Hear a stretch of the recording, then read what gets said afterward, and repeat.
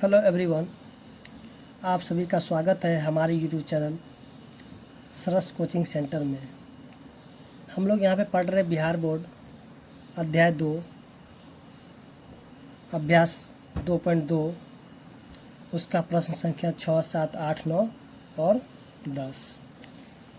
हम लोग ने पिछले वीडियो में 1 से लेके 5 तक पढ़ लिया था। अब यहाँ से देखेंगे तो क्वेश्चन नंबर 6 यहाँ पे दिया हुआ है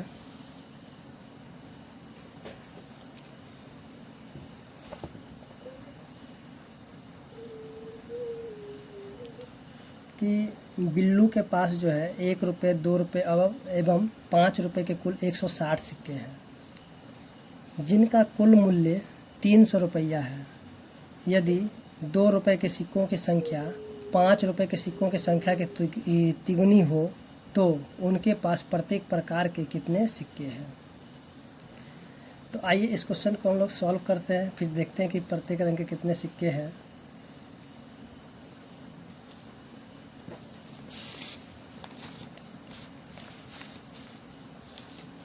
तो सबसे पहले यहाँ पे हम लोग क्वेश्चन पढ़ लेते हैं एक बार फिर से कि जो बिल्लू के पास जो है 1 रुपये, 2 रुपये एवं 5 रुपये के कुल 160 सिक्के हैं और इनका कुल मूल्य है 300 रुपया। अब है यहाँ से हम लोग शुरू करेंगे कि यदि 2 रुपये के सिक्कों की संख्या 5 रुपये सिक्कों की संख्या की तिगुनी हो, ठीक है, तो यहाँ पे हम देखेंगे कि जो 2 रुपये का सिक्का है वो 5 रुपये के तिगुनी है। तो हम क्या करेंगे, अब हमें तो 5 रुपये के सिक्कों की संख्या पता नहीं है तो हम इसको क्या करेंगे, x मान लेंगे। तो आइए हम लोग इसको सॉल्व करते हैं। तो यहाँ लिखेंगे माना कि 5 रुपये के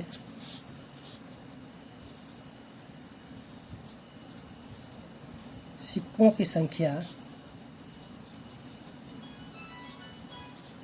x है। हम क्या किए, यहाँ पे 5 रुपये के सिक्कों की संख्या को हम x मान लिए। तो जो 2 रुपये के सिक्कों की संख्या है वो 5 रुपये के सिक्कों की संख्या की तिगुनी है। तब तो हमें यहाँ पता चल गया कि जो 5 रुपये के सिक्कों की संख्या कितना है, x है।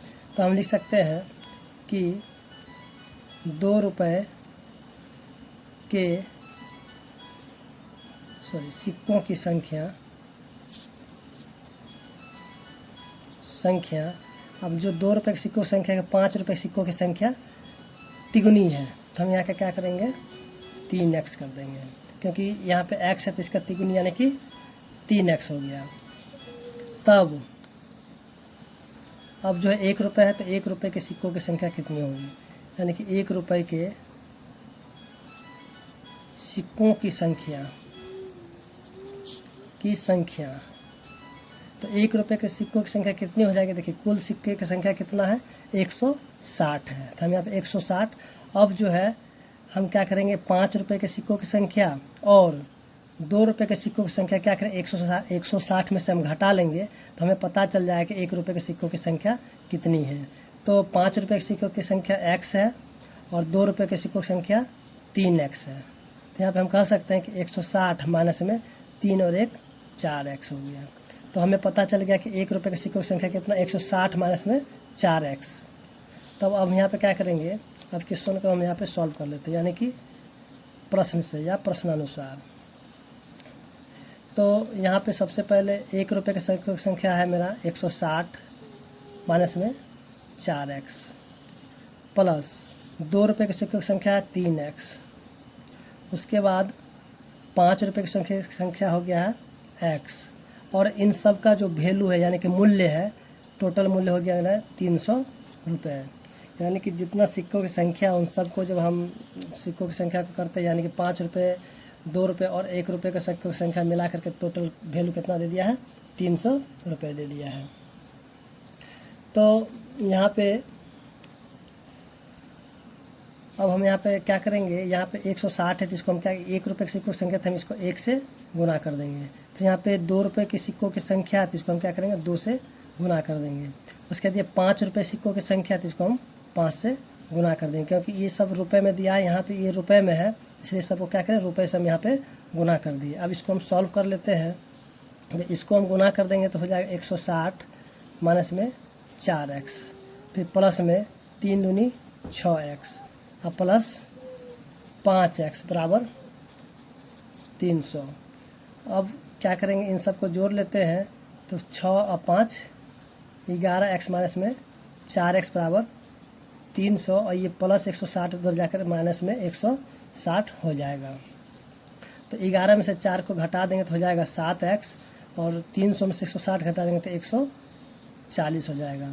तो x का मान मेरा आ जाएगा 140 बटा में 7, काट देंगे तो कितना हो जाएगा 20, यानी कि x का मान 20 निकल चुका है। तो हम यहाँ पे 5 रुपये के सिक्कों की संख्या को हम x माने थे, यानी कि 5 रुपये के सिक्कों की संख्या कितनी हो गई, यानी कि 20 हो गई। तब हम यहाँ पे लिख सकते हैं अतः 5 रुपये के सिक्कों की संख्या, यानी कि x बराबर हो जाएगा 20। तब कह सकते हैं कि 2 रुपये के सिक्कों की संख्या, यानी कि 3x है तो 3 गुना में 20 यानी कि 60 हो जाएगा। अब हम कहेंगे कि 1 रुपये के सिक्कों की संख्या कितनी होगी, तो 1 रुपये के सिक्कों की संख्या, अब देखिए इन दोनों को जोड़ लीजिए, यानी कि 60 20 80 और 160 जो है कुल सिक्का है, तो इसमें से हम घटा देंगे तो मेरा निकल जाएगा कितना 80 निकल जाएगा। या फिर हम ऐसे भी कर सकते हैं 160 और माइनस में 4x, तो यहाँ पर हो जाए 160 माइनस में 4 गुना में 20, तो 160 माइनस में 20 चौके 80 यानी कि 80। तो हमें पता चल गया है कि 5 रुपये के सिक्कों की संख्या कितना है 20, 2 रुपये के सिक्कों की संख्या हो गया 60 और 1 रुपये के सिक्कों की संख्या हो गया 80। तो उम्मीद करते हैं कि क्वेश्चन नंबर 6 आपको समझ में आ गया होगा। अब हम इसका क्वेश्चन नंबर 7 यहाँ पे देखेंगे। जैसा कि क्वेश्चन नंबर 7 यहाँ पे दिया हुआ है, पिता ने अपने 3 संतानों के बीच अपनी संपत्ति का बंटवारा किया, जो कि 1, 2 और 3 के अनुपात में ये करता है, और अपने लिए जो क्या करता है 1 लाख रुपए रखता है।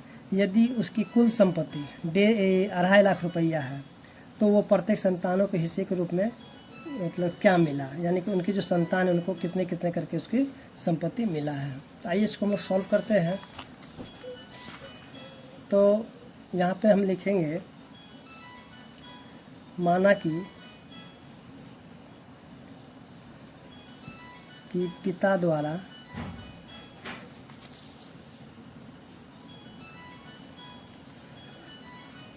अपने संतानों के बीच बांटी गई संपत्ति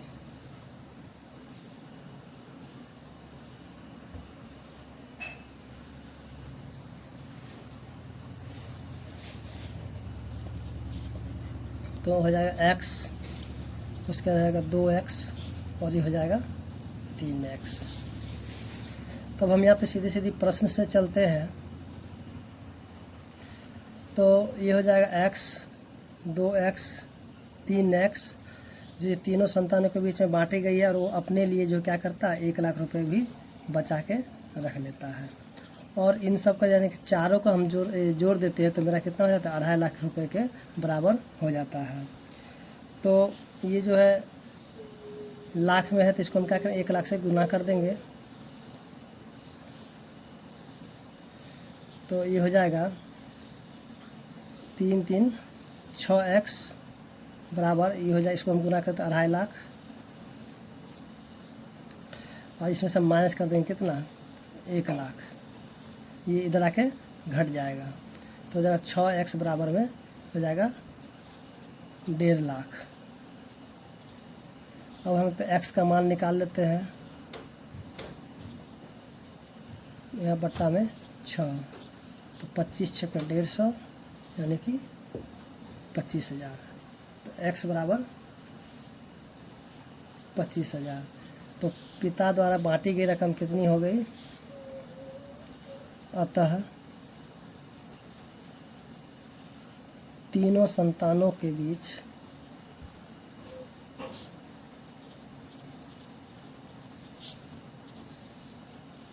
बांटी गई राशि। तो पहला है x, उसके बाद 2x, तो 3x। तो x का मान मेरा निकल गया 25,000। उसके बाद 2 गुना में 25,000 यानी कि 50,000। उसके बाद 3 गुना में 25, 75,000 यानी कि तीनों संतान के बीच में बात है 25,000, 50,000 और 75,000। तो क्वेश्चन नंबर 8 यहाँ दिया हुआ है कि 11 के लगातार 3 गुणजों का योग 231 है, तो उन्हें ज्ञात कीजिए। तो यानी कि जो 11 का जो लगातार गुणज, जैसे कि 11 के 22, 33, इस तरह से जो है उनका जो 3 गुणज है उनका योग जो है 231 है, तो संख्या क्या होगी। तो आइए इसको हम सॉल्व करते हैं। तो हम यहाँ पे सबसे पहले लिखेंगे, माना कि 11 के लगातार 3 गुणजों का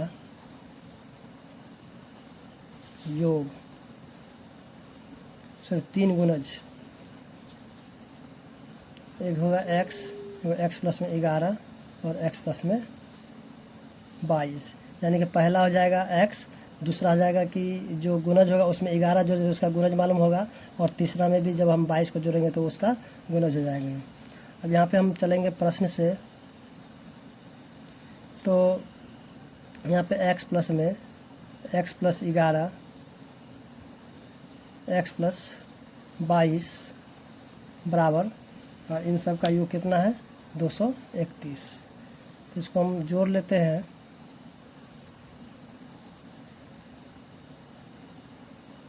तो हो जाएगा 3x प्लस 33 बराबर 231। तो यहाँ पर हम देखें सब 3 का प्रमाण आ रहा है, तो या तो सर इसको लिख सकते हैं 3x बराबर 231 माइनस 33। तो हम इसको घटा लेते हैं।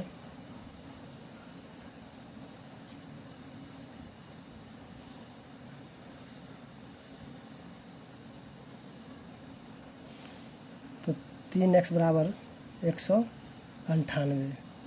तो हम कह सकते हैं कि x बराबर कितना हो जाएगा 198 बटा में 3, काटेंगे तो हो जाएगा 6, तो x बराबर कितना हो जाएगा 66।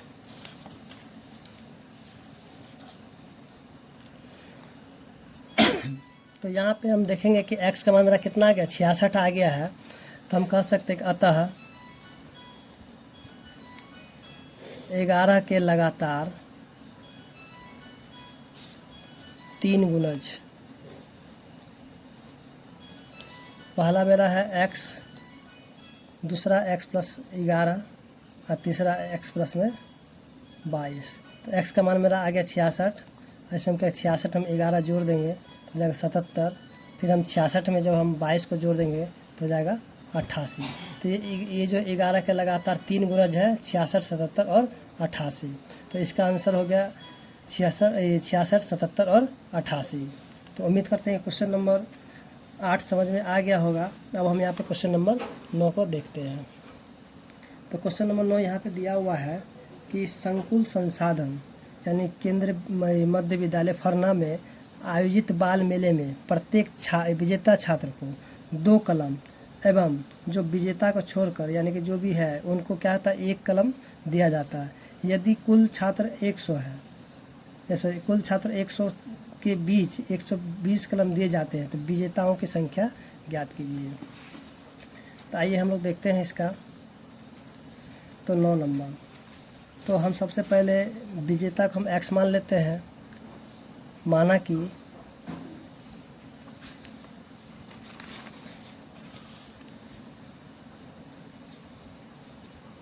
विजेता छात्रों की संख्या x है, तब दूसरे छात्रों की संख्या, दूसरे दूसरे छात्रों की संख्या कितना हो जाएगा, यानी कि टोटल छात्र है मेरा 100 और 100 में से हम क्या करें, विजेता को जब घटा देंगे तो दूसरा छात्र बच जाएगा।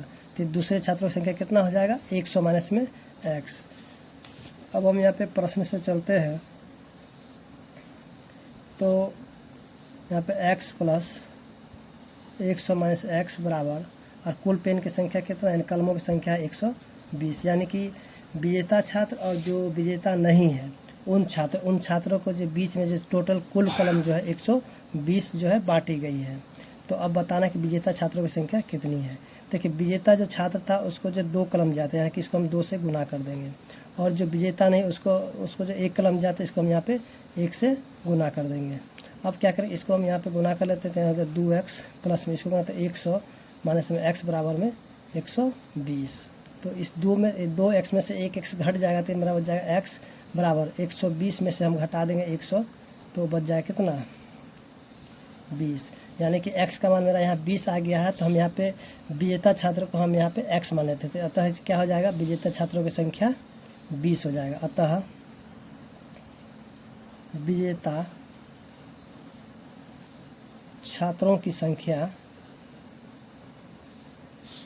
20 होगा।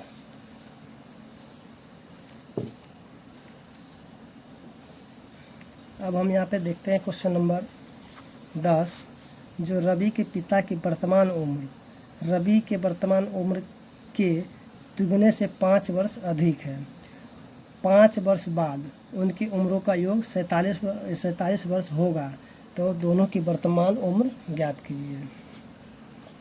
तो आइए इस क्वेश्चन को हम लोग देखते हैं।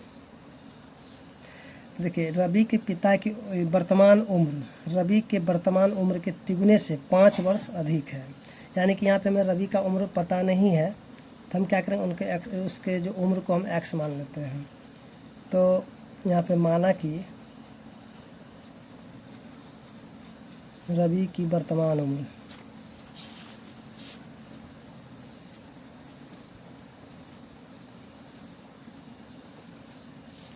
x वर्ष है।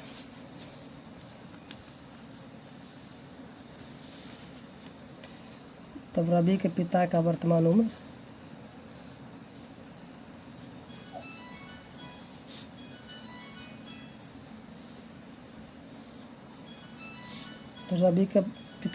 उम्र कितना हो जाएगा, यानी कि इसका जो उम्र है उसके तिगुने से भी 5 वर्ष अधिक है, यानी कि 3x प्लस में 5 वर्ष। उसके बाद 5 वर्ष बाद, अब यहाँ पे हम लिखेंगे 5 वर्ष बाद। अब जो है 5 वर्ष के बाद जो है, जैसे कि रवि अभी जो है x वर्ष का है, तो 5 वर्ष के बाद उसका उम्र कितना आ जाएगा, x प्लस में 5 वर्ष। तो यहाँ पे लिखेंगे 5 वर्ष बाद रवि का उम्र, यानी कि x प्लस में 5 वर्ष। इसका रवि के पिता का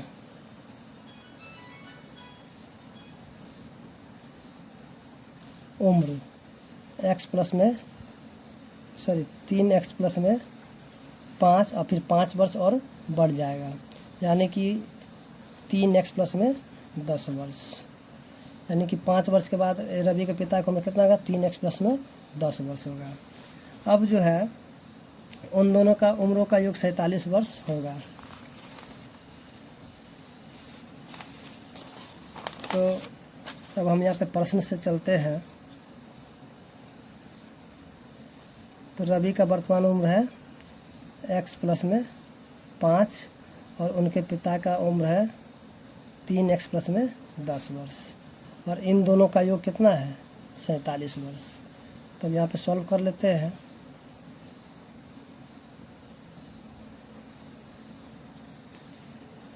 तो यहाँ पे हो जाएगा 3 1 4x 10 और 5 15 बराबर 47। तो 4x बराबर में 47 माइनस में 15, तो 4x बराबर में कितना हो जाएगा, 32। तो x बराबर में 32/4 तो हो जाएगा 8। एक्स बराबर कितना हो जाएगा 8। तो अतः यानी कि ये जो रवि का उम्र जो है कितना वर्ष आ गया 8 वर्ष। लिखेंगे अतः रवि का वर्तमान उम्र